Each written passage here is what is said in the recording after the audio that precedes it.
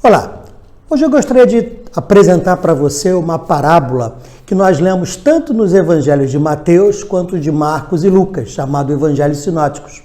E essa parábola fala de algo que faz parte do nosso dia a dia e às vezes nós nem percebemos. Às vezes percebemos. A parábola é a parábola do semeador. Se você abrir lá texto em Mateus, Marcos e Lucas, por exemplo, Lucas capítulo 8, Jesus Cristo conta uma parábola bastante interessante de um semeador que sai jogando as sementes para todos os lados. E de repente aquelas sementes caem em vários tipos de solos diferentes. E aí Jesus Cristo fala sobre os solos. E ao dar a interpretação dessa parábola, Jesus Cristo apresenta alguns conceitos que eu gostaria de apresentar aqui sob uma visão do nosso mundo físico, do nosso mundo que nos cerca, e algo até que faz muito parte do nosso dia a dia. Jesus Cristo ele fala de sementes que caem em solos que não são próprios. E esses solos, diz ali a parábola, acabam fazendo com que aquela semente, ao produzir algum tipo de planta, ela não prospere, acaba sendo sufocada. Fala ali das pressões do dia, fala das riquezas, fala de vários fatores que acabam pressionando aquela semente ou aquela planta recém-produzida e que impedem que a planta possa crescer, prosperar e dar fruto. Jesus Cristo ilustra isso como sendo o solo, sendo o coração das pessoas, a semente, a palavra do Pai. Eu queria nesse nosso encontro de hoje justamente falar sobre essa questão da pressão. Nós vivemos num mundo sob pressão. Como Jesus falou ali, a pressão ela pode acabar com várias coisas boas que Deus tem colocado na nossa vida. Muitas vezes vivemos e agimos sob pressão.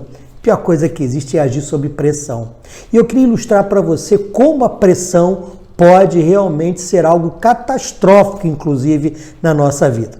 E eu queria fazer uma experiência aqui, um experimento, na verdade dois, mas um eu gostaria que você, ao fazer, ou se for tentar fazer, tenha cuidado. Não faça do jeito que eu estou fazendo, porque pode não dar muito certo, né? Pode trazer sérios problemas. Ou seja, eu vou pegar uma lata de refrigerante, no caso aqui é uma lata de suco, né? E esta lata está sendo aquecida. Você vê aqui, dentro da lata tem água e eu coloquei durante um certo tempo aqui no fogo. E vou imediatamente tirar daqui desse fogo, onde ela está sendo, a água de dentro dela está sendo fervida e aquecida, e vou fazer o seguinte, olha, vou virar ela de cabeça para baixo nesse outro recipiente contendo água bastante gelada. Olha o que vai acontecer.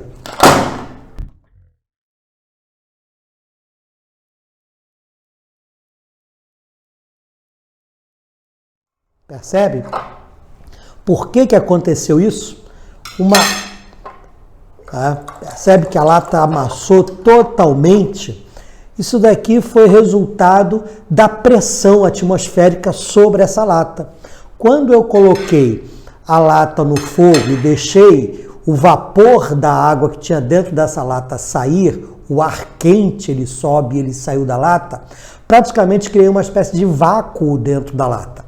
E esse vácuo que foi criado dentro da lata não resistiu à pressão atmosférica. E, meu irmão, eu queria justamente ilustrar o que Jesus está dizendo através desse experimento que acabamos de fazer. A pressão, muitas vezes, ela pode nos esmagar. E ela esmaga muitas pessoas.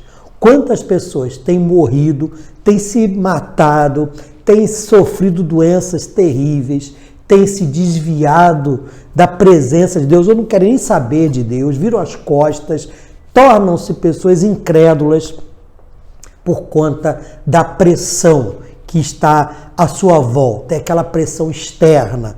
Essa pressão externa produz esse efeito aqui, ó. É um efeito destruidor, é um efeito avassalador, né? A pressão externa sobre a vida do indivíduo, e hoje, mais do que sempre, na sociedade em que vivemos, essa pressão externa ela é avassaladora. E, de fato, ela pode e efetivamente produz muita destruição. É necessário que haja o equilíbrio Nós vemos aqui que quando eu desequilibrei o sistema, quando eu tirei o ar que tinha dentro desta lata aqui, o que ocorreu foi que ela ficou muito fácil de ser esmagada pela pressão atmosférica. Foi muito maior do que ela.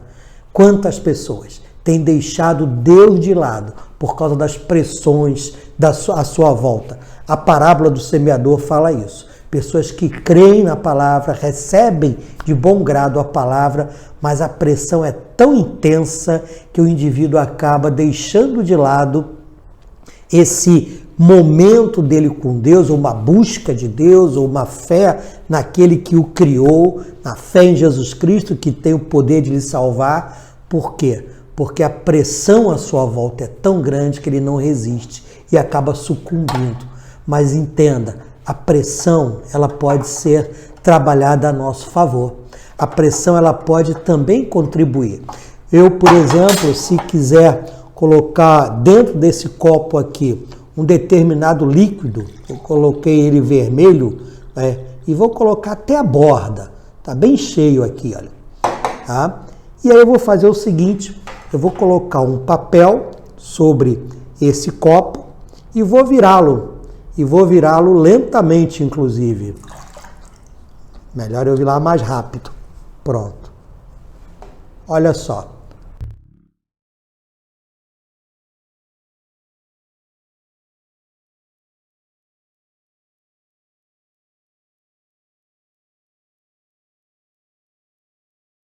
Percebendo?